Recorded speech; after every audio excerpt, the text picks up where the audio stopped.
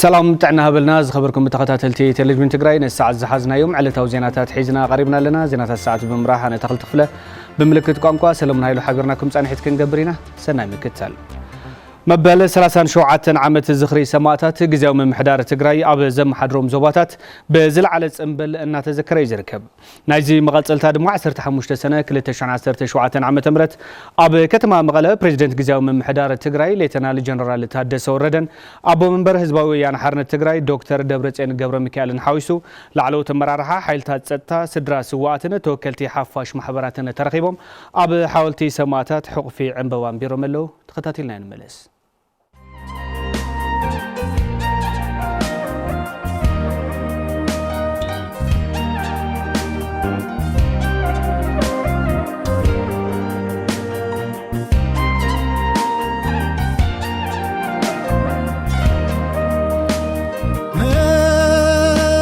سواتي ولودتاتنا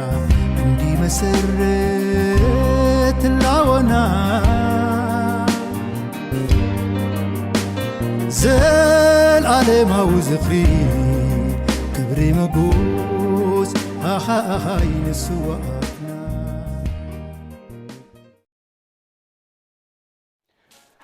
كوميشنر كوميشن حربنيات تግራይ ناصر محر مبال 37 عامت زخري سماعات بزي تتحازلو مرها ግብሪ ከምዝ ተፈጸመ ገሊጾም ቶም ኮሚሽነር ነዚ ዝበሉ ብምኽንያት መዓልቲ ሰማዕታት ኣብ ሓወልቲ ሰማዕታት ስነ ስርዓት መንባር ሕቁፍ ዕንበባ ኣብዘ ተሳለጠለ እዋን እዩ ተኸታቲልና ንመለስ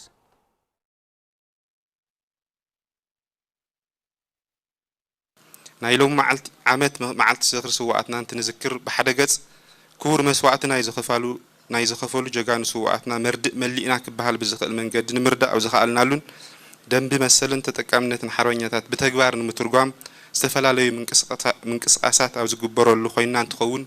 ብኻሊእ ወገን ድማ ምኽንያታት መኸተ ህዝቢ ትግራይ ብኣግባቡ መልሰብ ዘይረኸብሉ ኮይና ነካይዶ ዘለና እዩ ስለዝኾነ መበል 37 ዓመት መዓልቲ ሰማዕታትና እንትንዝክር ሓራ ዘይወፀ ህዝብና ሓራ ክወፅእ ተመዛበልትና ድሕነቶም ተሓልዩ ናብ መረቶም ዝምለስሉ ግዛኣታዊ ሓድነትና ዘረጋገጸሉ ኮታስ ኣብ መሰረታዊ ብሄራዊ ረብሓታት ትግራይ ተመሳሳሊ ረዳእ ብምሓዝ ዲፕሎማሲያውን ፖለቲካውን ቃልስነት ካይደሉ ክኸውን ይግባእ መበል 37 መዓልቲ ሰማዕታት ትግራይ ንምዝካር ካብ ዝተሓዙ መደባት ውሽጢ ካብ መላእ ትግራይ ዝተወከሉ ስድራ ሰዋዕት ዝተሳተፍሉ ክልላዊ ፓነል ሓውዜን ብደረጃ ትግራይ ስነ ስርዓት ምውላዕ ጥዋፍ ምስግጋር ኣብ ጸገም ዝነብሩ ኣስከሬን ሰዋዕት ኣብ ጨርጨርን እንዳ ማርያም ሸዊቶን كللاو ውድድር ሕቶን መልስን ስነ ስርዓት ኣብ ከተማ ሓውዜን ክልላዊ ስነ ስርዓት ዝኽሪ ሰማዕታት ኣብ ከተማ ሓውዜን ብሰፊሕ ናይ ህዝብን ሰራዊትን ተሳትፎ በተተሓዘሎም ግዘን ዕላማን ተወገኑ መደባት እዩ ኣብ ቀጻሊ ድማ መሐከመ ሓርበኛታት ጉዳኣት እግሪ መትከሊ ኣብ ጸገም ዝርከቡ ስድራ ሰዋዕትና ዝኸውን ሃፍቲ ናይ ምትእኻብ ከምኡውን ኣብ ጸሊሞይን 7 ሕጉምን ካልኦት ከባቢታትን ኣብ ዘይውሕስ ኮነታት ዝርከቡ ኣስከሬን ሰማዕታትና ናይ ምልዓል መደባት ንምስኻዕ ህዝብና ከምወትሩ ብስሙር ሓድነት كنقصاص كوميشن حربنيات تግራይ بشم بهراو كوميتي ጻውዒት يقرب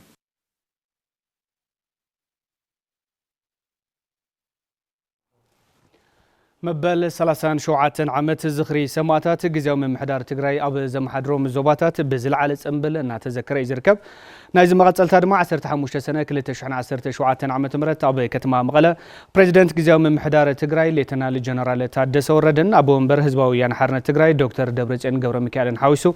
ላዕለዎት ተመራርሓ ሓይልታት ጸጥታ ስድራ ስዋዕትን ተወከልቲ ሓፋሽ ማሕበራትን ተረኺቦም ኣብ ሓወልቲ ሰማዕታት ሕቁፊ ዕንበባን ቢሮም ኣለዉ ኣብ ሓወልቲ ሰማዕታት ዝነበረ መንባር حقف عنببة تخاتلنا الملس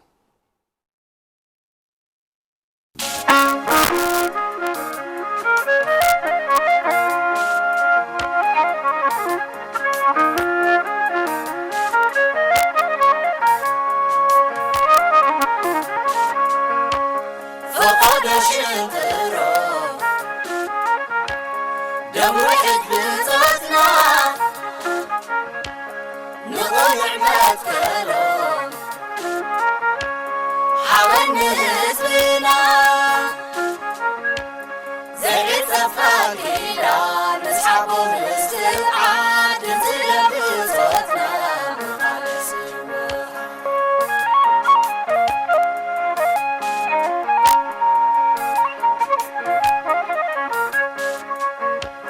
تاريخ وتصير حزبي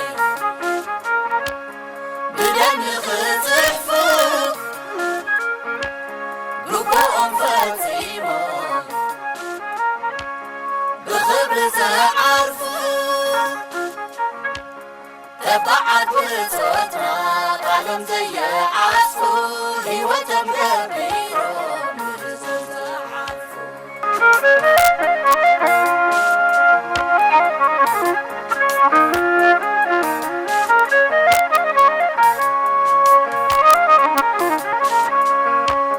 فقد شنطرهم دم واحد بطاطنا نضيع ما تكلم حاولنا حزبنا زي صفاكينا نسحبهم الاستبعاد ننزل بصوتنا مخالص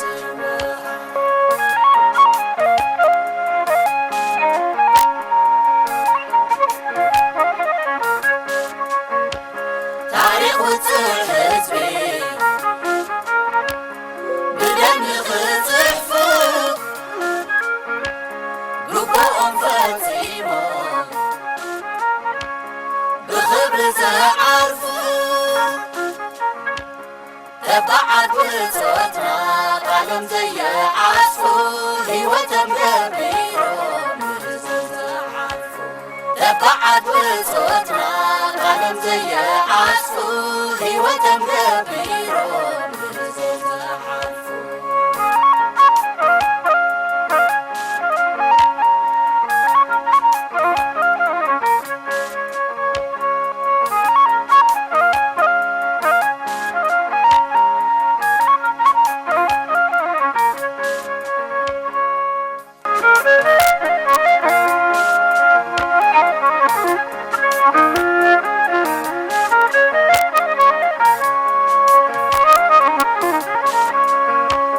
فقد شنطرهم دم واحد بطاطنا نضيع ما تكلم حاولنا حزبنا زي صفاكينا نسحبهم الاستبعاد ننزل بصوتنا مخالص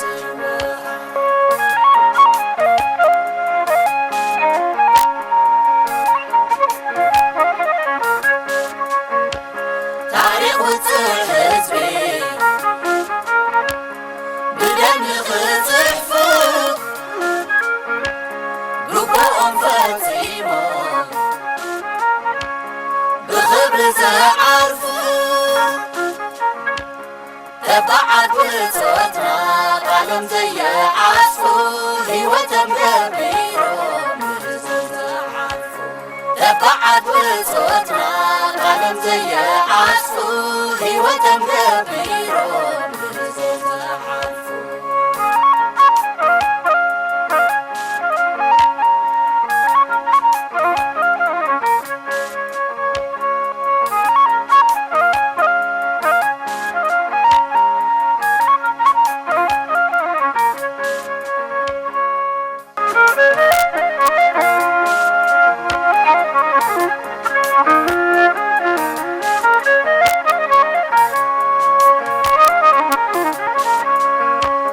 فقد شنطرهم دم واحد بطاطنا نضيع ما تكلم حاولنا حزبنا زي صفاكينا نسحبهم الاستبعاد ننزل بصوتنا مخالص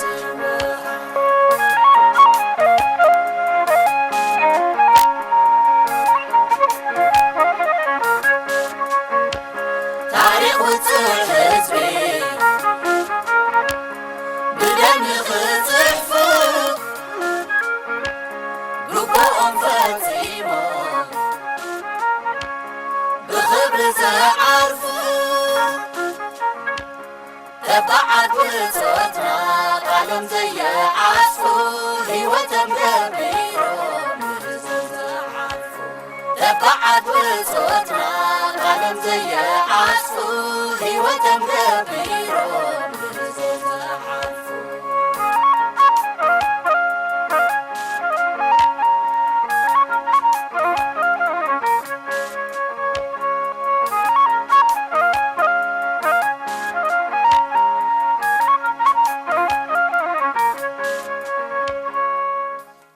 تخلفتي أبانا هلنا ንፕሬዚደንት ጊዜያዊ ምምሕዳር ትግራይ ሌተናል ጀነራል ታደሰ ወረደን አቦ ወንበር ሕወሓት ዶክተር ደብረጽዮን ገብረ ሚካኤልን ሓዊሱ ላዕለዎት ኣመራርሓ ሓይልታት ፀጥታ ትግራይ ስድራ ስዋኣትን ሓፋሽ ማሕበራትን ዝርከብዎም ኣብ ቀጽሪ ሓወልቲ ሰማዕታት ዝተዳለወ ንታሪኽ ቃልሲ ህዝቢ ትግራይ ዘርኢ ኤግዚቢሽን ተዓዚቦም ኣለው። ጥዑማይ ገዛይ ስእላዊ ዜና ዳሊልና ኣሎ ከም ስዑ ድማ ክቐርብ እዩ።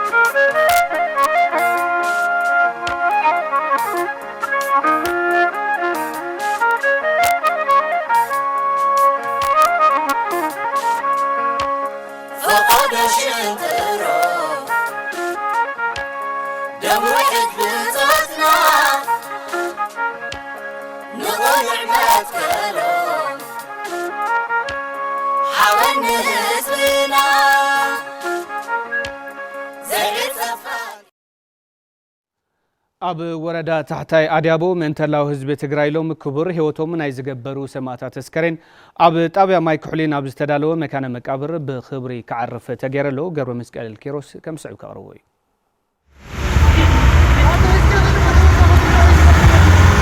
ንመበል 37 ዓመት ዝዝከር ዘሎ መዓልቲ ሰማዕታት ምኽንያት ምግባር ምእንተላው ህዝቢ ትግራይ ህይወቶም ናይ ዝገበሩ ሰማዕታት ካብ መላእ ጣብያታት ታሕታይ ኣድያቦ ኣስከሬኖም ብምልዓል ኣብ ጣብያ ማይ ኩሕሊ ናብ ዝተዳለወ መቃብር ሓርበኛታት ብክብሪ ናይ ምዕራፍ ስነ ስርዓት ኣመራርሓ ዞባ ሰሜን ምዕራብ ትግራይ ሓይልታት ፀጥታን ነበርቲ ታወረዳን ኣብ ዝተረኸብሉ ተሳሊጡ ሙስሊሚን ወልሙስሊማት ወልሙእሚኒን ወልሙእሚናት አልሕያኢ ሚንሁ ወልአምዋት ኢነኩም ቀሪብ ውጁድ ዳዕዋት አርሐመ ራሒሚን አሚን። ኣብ ሰለስቲኡ ምዕራፍ ቃልሲ ህዝቢ ትግራይ ብፍላይ ድማ አንጻር ጆኖሳይዳዊ ኩናት ንምካት ኢሎም ኣብ ወረዳ ታሕታይ ኣድያቦ ናይ ዝተሰውኡ ጀጋኑ ኣስክሬን ብምልዓል ኣብ ጣብያ ማይ ኩሕሊ ኣብ ዝርከብ መቃብር ሓርበኛታት ብክብሪ ክዓርፍ ተገይሩ። ጸሎተ ፍትሓት ዝመርሑ መርሒ ሃይማኖት ዞባ ሰሜን ምዕራብ ኦርቶዶክስ ተዋህዶ ቤተክርስትያን ትግራይ ኣባ ወልደ ማርያም ብርሃነ በጃ ህዝቢ ንዝተሰውኡ ክብሪ መሃብ ግቡእ ከም ዝኾነ ይዛረቡ። ንሕና ምስ ሓለፍና እግዚአብሔር ይፈልጠልኩም ብማል ዝሓለፉ ደቅና እዮም። ስለዚ ዘለኹም መራሕትና ዘለኹም ደቅና ዘለኹም ወለዲ ኣሕዋት ነዞም ዕሸላት እዚኣቶም ኣብ ትሕቲ መሬት የእቲና ቀልዲ ዝረአየና እንተኾይኑ ትዕቢት ዝረአየና እንተኾይኑ ስልጣን ዝረአየና እንተኾይኑ ምንባር ዝረአየና እንተኾይኑ ዓያሹ ኢና። በጃኑ ኩሎም በጃናቶም ስሪና ምሕላፎም ምፍላጥ እዩ። በጃናቶም ስድሮም ምሕማም እዩ። በጃናቶም ደቆም ንዳይ እዩ። በጃናቶም ዝዓዲ ኩላህና ብሰላም ክንረግፃ ምግባር እዩ። በጃናቶም ካብ ስርቂ ካብ ሊብነት ካብ ጉቦ ካብ ሕማቕ ስራሕ ምርሓቕ እዩ። ኣመሓዳሪ ወረዳ ታሕታይ ኣድያቦ ኣይተ ገብረ ህይወት ኪዱ ከም ወረዳ ንስድራ ስዋዕትን ሓርበኛታትን ዘድልድ ደገፍ ከም ዝግበር ይገልጹ። ኣመራርሓ ሓይልታት ፀጥታ ትግራይ ተጋድላይ ነጋሽ ሕሉፍ መስዋዕቲ ደቂ ህዝቢ ካብ ሙሉእ ፅንተት ከም ዘድሕነን ነዚ ኩልሻ ብምዝካር ሕድሪ ምፍጻም ይግባእ ኢሉ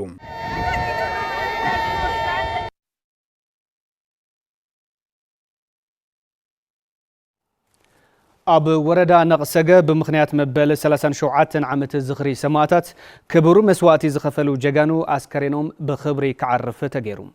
نبرتي تاوردا كم زبلو علامة جاغانو سماعتات نمتقبار بمسارة وعلي بريتوريا تمزابلتن لو علاوي جزاء تقراين ناب نبر كونتات تمليسو كاز على تزلو وسلام كرقاقز بحادنت كم زك على سو تزاريبهم وانا محداري وردا نقصقا ايت معوز حقازي جاغانو سماعتات وررتي نتقارو كاب مدرقز اتفيقا منبار زبل حلمي سلاتي نمبرعان كبار واقا كم زخفلو بمجنزاب نجغننتهم زمتن سراح كابانا تسوي تقبري لهم كم تسوصاب قدات كوميونيكيشن وردا نقصقا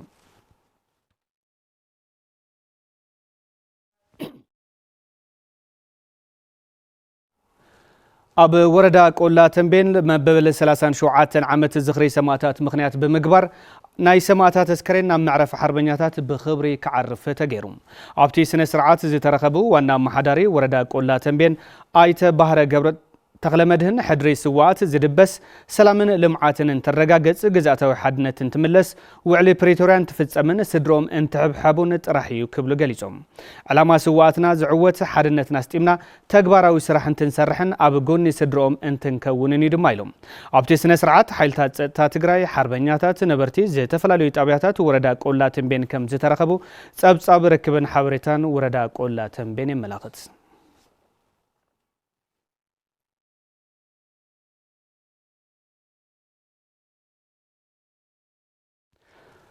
تاريخ حزب تግራይ ኣብ ምስናድ ዝነበሩ ክፍተታት ብምእራም ንቐጻሊ ወለዶ ብዘምህር መልክዑ ክዕቀቡን ክጽሓፉን ከም ዘለዎም ኮሚሽን ሓርበኛታት ትግራይ ገሊጹ ገብረዝጋብሔር ገዳሙ ተወሳኸሎም ኣብ ስነዳ ምዕቃብን ምውራስን ታሪክ ቃልሲ ህዝብ ትግራይ ምልኪቱ ብኮሚሽን ሓርበኛታት ትግራይ ዓውደ መጽናዕቲ ዝተሳለጠ ኮይኑ ስድራ ስዋዕትን ጉድኣት ኩናትን ኣብ ከቢድ ቅልውላው ከም ዘለውን ጀጋኑ ሰማዕታት እንትንዝክር እዞም ጸገማት ንምፍታሕ ጻዕሪ ብምግባር ክኸውን ከም ዝግባም ኮሚሽነር ኮሚሽን ሓርበኛታት ትግራይ ኣይተ ናስር መምሑር ገሊጾም ስድራ ስውዕና ብዝኸበደ ማሕበራዊ ኢኮኖሚያዊ ሽግር እዩ ዘሎ ከም ትግራይ እውን ኣብ ብጣዕሚ ከቢድ ናይ ማሕበራዊ ኢኮኖሚያዊ ቅልውላው ኣለና እዚ ዝኸፈአ ዝግለጸሉ ድማ ኣብቲ ስድራ ስውዕና እዩ ገና حكيمنا زيد حنا يموعات اللونه طعم سفيح صراح ولا تتسرح حزون قبو حكمنا زي رخو وقعت اللونه نزيون مذكاري لمالتي معلت وينكا هلوخنتات حادقتات تقادلونا بمنص دحنتومن نبهراو حادنت زلوم ترجمن بزبر رسم مصنعتاو صحف زقربو دكتور ورده حوريا ገብረ ክርስቶስ بسمياس تدغف سرحتي مخلالن ملمعن مخانه مقابر حربኛታት كسرحن ببكاو يزلو حربኛታት ትግራይ ዝገልጹ حادقتات كودون كم زغبا اب صحفهم مملختهم اتوم انكو يوتم غريفوم عرفيوم ገቢሮም ትግራይ ገፎምና ተቆይ ዓድገፎምና ተቆሉ ሰማዕታት نحابنتن متصرف حوالسون عودي حالات كيف وصلوا زي كم حري تصادفوا حوالسون يبقى في عدل يخفتيو مخنياتو حبرتسب كل تسوق او اقل من الاقل ناتي اقالي مثل تحت كل محاورسب تصادفوا نخحيل نخدم فعل يحجزوا ቃልስን ታሪክን ህዝብ ትግራይ ብዝግባእ ከምዘይ ተሰነደ ዝገለጸ ድማ ኣብቲ መድረኽ ኣብ ስነዳ ታሪክን መጽናዕትን ዕጥቃው ቃልስታት ተጋሩ ኣመልኪቱም መጽናዕታዊ ጽሑፍ ዘቕረበ ጋዜጠኛ ሃይለ ሓድጎዮም እዚ እዩ ታሪኸይ ጠቕላላ ብወታደራዊ ይኹን ብማሕበራዊ እዚ ታሪኸይ ተቢሉ ዝተጻሕፈ ነገር የለን ዝተጻሕፉ ቮሊማት የለውም ስለዚ ተዳፊኻ ወይም ኢንተርቪው ጌርካ ኣብ ቃል ዘሎ ነገር ድማ ቃል እዩ ከምዚ ዓይነት ነገራት ተሳተፍት መድረኽ በወገኖም ታሪክ ህዝብ ትግራይ ኣብ ምስናድ ዝነበሩና ክፍተታት ብምእራም ንቐጻሊ ወለዶ ብዘምህር መልክዑ ክዕቀቡን ክጽሓፉን ከም ዘለዎም ኣርድኦም ካብቶም ስውዓት ካብ ስነዳዚ ካብ ሰነድዚ ክመሃረሉ እንዲ ናይ ልምዓት ዓቕሚ ክኸውን ናይ ቱሪዝም ማእኸል ክሳይ ክኸውን ካሊእ እንዲከውን እዞም ሰባት እዚኦም ኣብቲ ማእኸል ኮይኖም ፍሉይ ዝጋውሑ ከሎ ከም ትግራይ ጥራሕ ዘይኮነስ ከም ዓለም ክንሕግዘኩም ኢና ንፈልጦ ታሪክ ሃርበኛ ኮሚሽን በርትዑ ኣነ ልባዕለይ ናይ ከተማ ይኹን ኣብ ቃልሲ ልረእኽዎ ይኹን ኣብ ቃልሲ ልነበረ ይኹን ዋላ ንሕና መፅሓፈይና ሓትም ጽሑፋት ክንህወኩም ኢና ክንሕግዘኩም ኢና ብፍላይ ኣብ መረፃን ክንክንን መካነ መቃብርና ካብ ሕዘት ሒዝና ንሓሰብናሎም ተኸና ጽቡቕ እዩ ስኡልዳ ኣኪብና ናብ ሓደ መዘኻኸሪ ቦታ ጥራሕ ዘይኮነስ ግሪነር ክኸውን ኣትክልቲ ክህልዎ ዳግም ንውሕጅ ከይቃላዕ ናይ ሕርሻ ቦታታት ብዘይጎድአሉ ብዘይሕዘሉ መንገዲ ንቐጻሊ እውን ንቱሪዝም ብዘገልግል መንገዲ ከመይ እንተገበርና ይሓይሽ እዚ እውን ብደንቢ ተንሓስበሉ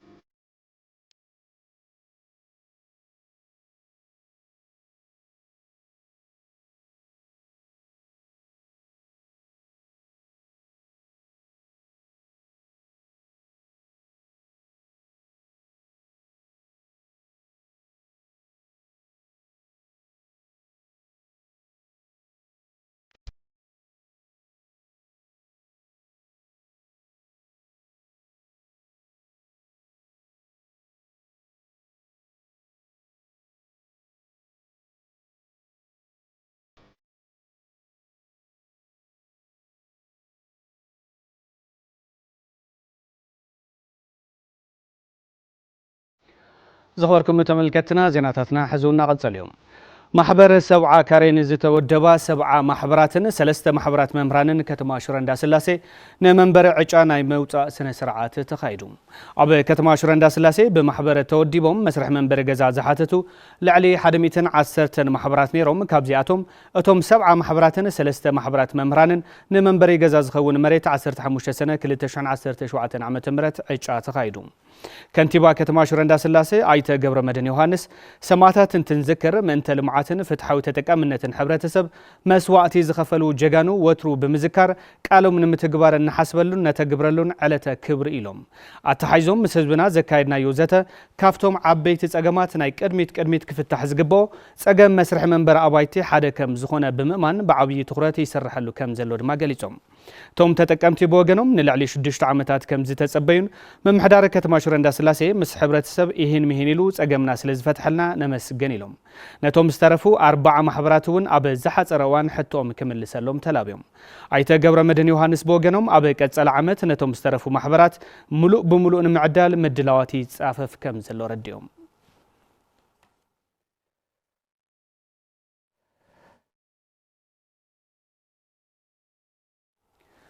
بزقات حيال نفاس مصللي اوم كم زفرسه اب كتما عبي عد زعقبو تمزابلتي زوبا معراب تግራይ ገሊጾም ቤት ጽሕፈት ጉዳይ ዘፈር ማሕበራዊ ከተማ عبي عد بوغنو بتي حدغا نفاس لعلي 800 وغنات اب كبيد حدغا كم زودق فليتوم اب كتما عبي عدي بزلو حيال نفاس لعلي 800 تمزابلتي زوبا معراب تግራይ مصللي البو غيرዎም بمهلاو መንግስትን ተካላት ገበርት ሰናይን ህጹጽ ሓገዝ ክገብረሎም እቲ ቤት ጽሕፈት ሓቲቱም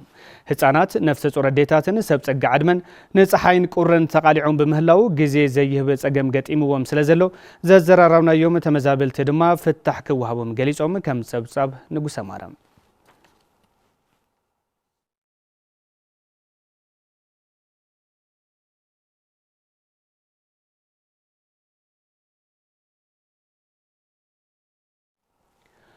يونيفرسيتي رايا بشدشتا عين الزفرات تمرتي بقدماي ديغرن كالاي ديغرن كامروم تصنحه لعلي حدميتي تمهارو نرابعاي غزي مريقيلوم بريزيدنت يونيفرسيتي بروفيسور تادسه دجني نصبصاب اسناق محمد افريم غبر خيدان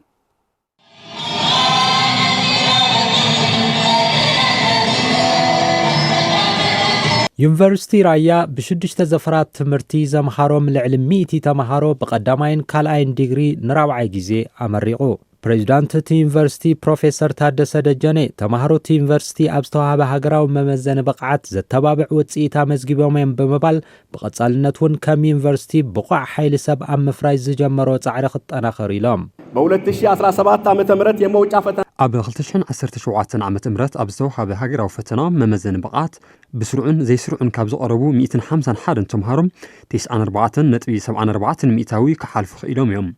كم يونيفرسيتي إذا بولس وصيت عقبنام زتمهار حيل سب مفراي أبداغم حوية تግራይ كنرابربينام يونيفرسيتي رايا بخلتشحن 12 عام تمرت زجمرو سرحت هنصات ابزح زوان ام مفصمتا بصيحم كم استمرقوا زغلصو بروفيسور تادسه اتوم بروجكتات امرغات صريت تمرتي قطباو تጠቃምነት ነበርት ተخبابن ማሕበረሰብ يونيفرسيتين اجام كل ويلوم تمرقت تمهارو ابزحاب وريتو بزقسمو مويا تودادرت بمخان عرسوم نملوات صعري خم زغبرو تزاريبام بتنار قناتات مالت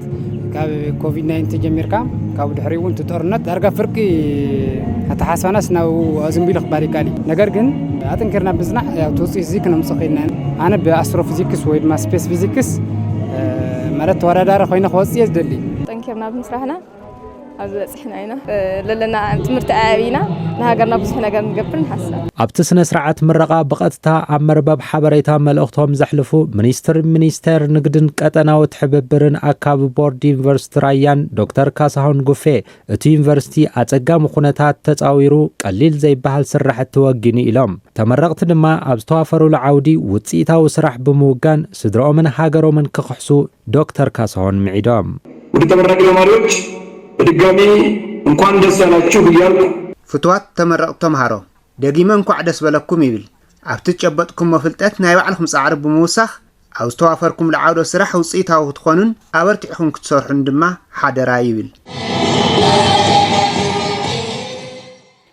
بتزامادي زينا يونيفرسيتي عدغرات دحري صنتتاو ኩናት ንኻልኣይ ግዜ ልዕሊ 1300 ተማሃሮ መሪቖም በመህንድስና ቴክኖሎጂ ዘፈረ ቱሪዝምን ካልኦትን በቀዳማይ ዲግሪን ካልኣይ ዲግሪን ከም ዘመረቀ ድማ ፕሬዝዳንት እቲ ዩኒቨርሲቲ ዶክተር ዛይደ ነጋሽ ገሊጾም ንጸብጻብ ወያንተ ቡዝነ ብርሃነ መስፍን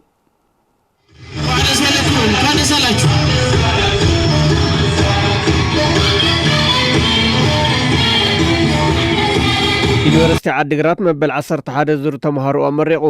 ብሰንኪ ኩናት ካብ ዝምረቑሉ ግዜ ድሕሪ 7 ዓመት ዝተመረቑ ዞም ተማሃሮ ዳግመ ሕውየትን ህንፀትን ትግራይ ንምርግጋጽ ብዝተመረቑሉ ዓውዲ ጠንኪሮም ከም ዝሰርሑ ይሕብሩ ናይ ቤተሰበይ ናይ ማሕበረሰበይ ናይ ዝዓዲ ብሓፈሻ ብዙሕ ድሪ የተቀቢለ ዝኒයኹ ሰላም እዚ ክንደይ ዋጋ ተኸፊልዎ ኣብዚ በፅሕና ኔና እና ናይ ሎም መዓልቲ ዕለት ብጣዕሚ ደስ ዝብለኒ ናይ ቀጻሊ ህይወት ዓድና ናይ ኩሉ ነገር ቃል ዝኣተወሉ መዓልቲ ብምዃኑ ብጣዕሚ ደስ ይብለኒ ኣሎ ማለት ህዚ ኩሉ ናይ ሰላም ሰባህ ክኸውን ኣሎ ኩሉ ነገር በቃ ሰላም ልዕለ ኩሉ ክኸውን ኣሎ እና ናይ ዝሓለፈ ነገር ከዓም ኩሉ ንፀጋም ጌርና ኩሉ ነገር ተምሃራይ ክምሃር ክኽእል ኣሎ ዘሰናይ ዕድላቱን ክንፈጥረለና ናይ ስራሕ ሰብ ክኸውን ኣለና ወለዲ ተምሃሮ ብግድኦም ደቆም ድሕሪ ብዙሕ ዓመታት ንምረቓ ምብፅሖም ሕጉሳት ምዃኖም ይገልጹ ጥቅምት ልወቕዖ ተድሮን ንሱ እውን ካብኡ ያምሊጡ ኣጋጣሚ መበሪ 40 ዓመት ዩኒቨርሲቲ ተማሃራይ ነይሩ ግን ለሃገሩ ለክልሉ ለህዝቡ ኮን ለበረኻ ወፅዩ ለዚ ካብዚ ያምሊጡ ካብዚ ያምሊጡ ካዚ ሁሉ መከራ ካዚ ሁሉ ሽግር ካዚ ሁሉ ሓዘኒ ሽግሪ ጥሜቲ ስደቲ ወፅዩ ኣብዚ በመውጻሕ ብጣዕሚ ደስ ይለኒ ድሕር ገዲም ያኣኽለና ሁሉ አነ ዘአጵሎስ አነ ዘጳውሎስ አነ ዘኬፋ ኢልና ተኻፋፊልና ለይኾነ በሓደ ልቢ ከም ሓደ ልቢ መኻሪ ከም ሓደ ቃል ተናጋሪ ኮይንና ኩሉ መዓረ ልገብር ሓሳብ ክሓልፍ ይግብኦ ዩኒቨርሲቲ ዓድግራት ብሰንኪ ኩናት ዝወፅሖ ዕንወት ጸጊኑ ዝተምሃረ ሓይሊ ሰብ ኣብ ምፍራይ ከም ዝርከብ ዝሓበሩ ፕሬዝዳንት እቲ ዩኒቨርሲቲ ዶክተር ዛይድ ነጋሽ ኩሉ መድያዊ ጸገማት ተጻዊሮም ተምሃሮ ንምረቓ ዘውቅዑ መምህራን የመስግኑ በዕለቱ ለምረቃ የተዘጋጁት እጩ ተመራቂዎች ብዛት 1357 ሲሆን ኣብዚ ዕለት 1357 ዝተመረቑ ተምሃሮ እንትኾኑ ካብዚኦም እተን 450 ደቂ ኣንስትዮ እየን ብድህረ ምረቓ 50 ብዲግሪ ድማ 1307 ተመሪቖም እዮም ዝተጀመረ ሰላም ክሰፍሕን ክዓሙቕን እጃምኩም ክተወፊዩ ጻውዒተይ ይቕርብ መማህራን ናይ 12 ኣዋርሕ መሃያ ከይተኸፈለኩም ዘሎ ጸገማት ተጻዊርኩም ነዞም ተምሃሮ ክምረቑ ብምግባርኩም ምስጋና ይግበአኩም የተጀመረው ሰላም እንዲጠናከርና ዘላቂ ሰላም እንዲሰፍን የየራሳችሁን አስተዋጽኦ ማበርከትም እንደሚጠበቅባችሁ ላስገነዝባችሁ እወዳለሁ ዩኒቨርሲቲ ዓድግራት 2004 ዓመተ ምህረት ስርሑ ካብ ዝጅምር ክሳብ ሕዚ ልዕሊ 27000 ተምሃሮ ከም ዘመረቐ ዝሓበሩ ዶክተር ዛይድ ነጋሽ እቲ ዩኒቨርሲቲ ኣብ ኮምፕረሄንሲቭ ዩኒቨርሲታት ከም ዝተመደበ እውን ይገልጹ